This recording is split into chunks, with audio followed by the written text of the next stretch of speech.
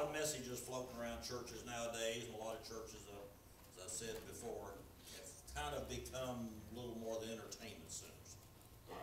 It just seems like you're there for more of a song and dance show than you are for any real preaching, any real Bible study and Bible learning.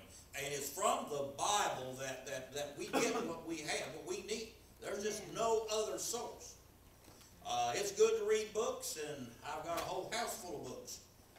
They're good to, that's good. But still, when it comes back to the real message of why and reasons why we're here, and we're still right in the beginning of the year. We've only had a few weeks, few Sundays, and we've got a whole year to go and decide what we are doing, why we're here, and what's the point.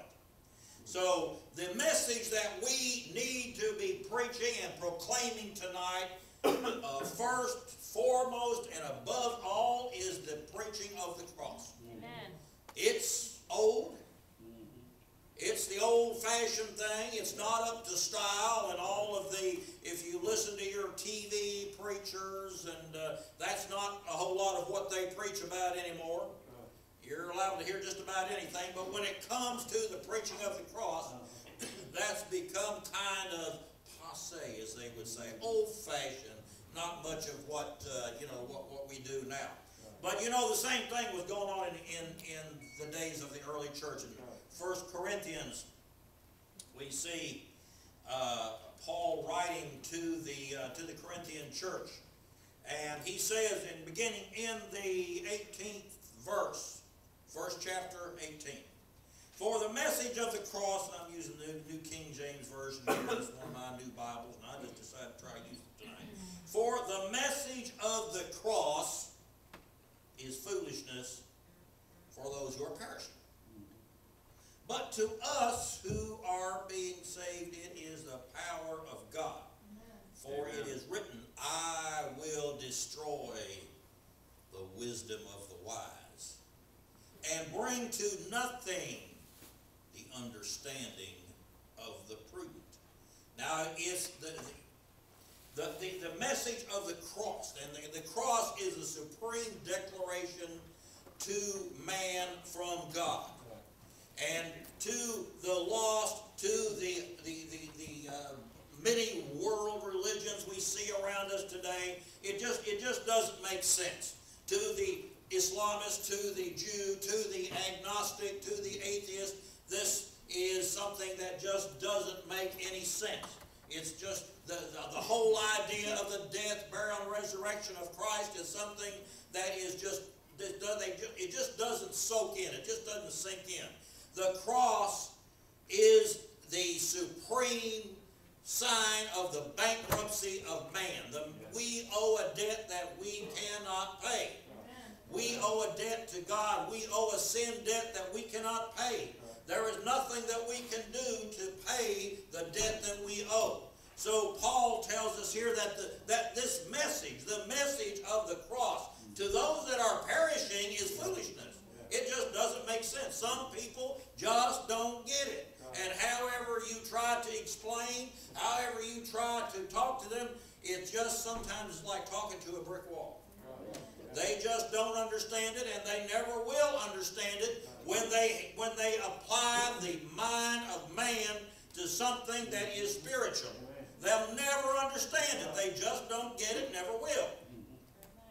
Where is the wise? The 20th verse says, where is the scribe? And they had people back in the days of Christ, the temple elders, the temple scribes. They were educated people, just as much as we have educated people today. We have people with all kinds of degrees and college education, different purposes and points, and all that's fine. But there's just a simple matter is they just don't understand the basic reasoning of Christianity, and that is the cross of Christ. Without that, you do not have Christianity. You don't have, there's just nothing there. If you want rules, if you want laws and traditions to follow, they had all of that.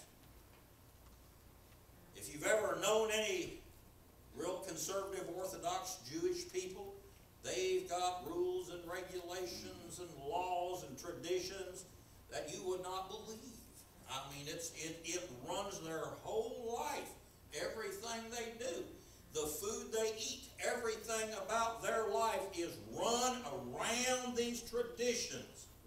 And you know, if that's what they're basing their salvation on, I'm afraid they're going to come up short, because, you know, traditions and rules and laws, and as good as those things may be, will not save you. Amen.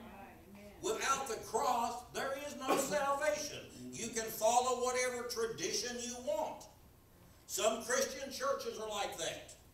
They have tremendous rules and traditions and things that they do, and you get into the Catholic, into some of these other, if you really follow that study, they've got all of these traditions they have in their church, but somehow we need to bring people back to what this is all about, and that is the message of the cross. Where is the wise? Where is the scribe? Where is the disputer of this age? Have God not made foolish the wisdom of this world? For since the wisdom of God, the world through wisdom did not know God. You know, we're there, no matter how intelligent we are, and I've listened to some of the great preachers of, at least of my lifetime, and read books by Spurgeon and some of these other great preachers of the past that have gone on, but yet they all point to the one and simple thing: without Christ, none of this would be possible. Charles Spurgeon was considered to be, in the 19th century, the prince of preachers, they called him. He had a tremendous ministry, even over 100 years ago. His sermons that he would preach in London on Sunday morning would be telegraphed. Back in the old days when they had telegraphs all over the world. They found copies of his sermons in India and Africa. And this was in the 19th century, long before anything that we would think of as communication. But yet he taught, and if you read his writings, he taught the same thing that we're standing here tonight saying: without Christ, you just don't have anything. The cross is a declaration of man's helplessness. You just cannot have salvation without the cross. And those who seek to avoid the cross avoid salvation, because you can't have one without the other. If there was any other way of atoning for sin, the cross would have been unnecessary. But yet there is no other way. The cross is the declaration of God's justice. People, and we hear this constantly about justice, justice. We want justice. If you got justice, the justice would be the death penalty. If you got justice, you would die and go to a sinner's hell. Amen. That's justice. If that's what you want. But we hear constantly people whining about, oh, you know, it's not just. Well, you don't want justice. You want mercy. Amen. Without mercy, you're lost. Amen. You're bound for a devil's hell. That's just a pure, simple, plain statement I think we can all understand. For since in the wisdom of God, the world through wisdom did not know God, it pleased God through the foolishness of the message preached to save those who believe. Without the preaching of the cross, there is no salvation. Amen. People moan and groan. Well, they want to come to church, they want to hear all the singing, and they want to, you know, do all that, but they don't want to hear preaching. I don't want to hear preaching. You can sing and sing to your heart's content, and the hymns we sing are good. They point people to Christ. But still, without the preaching of the Word, that's just not enough. You need the preaching. That's what